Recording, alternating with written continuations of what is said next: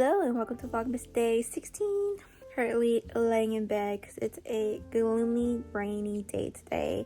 Supposedly it's supposed to snowstorm, but it didn't happen, so it's just raining. And I just checked the forecast. It's gonna be raining like all day. I'm here with Lily girl. She's just laying here with me, sleeping. Right? But yeah, I'm just laying here listening to the rain.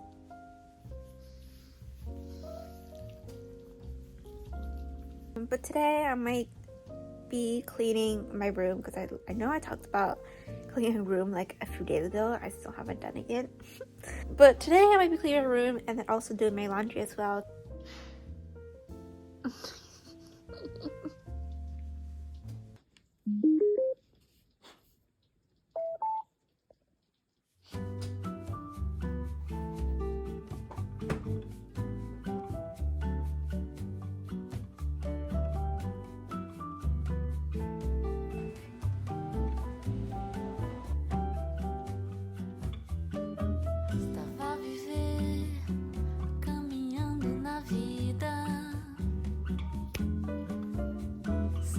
Chorando por uma nova ferida,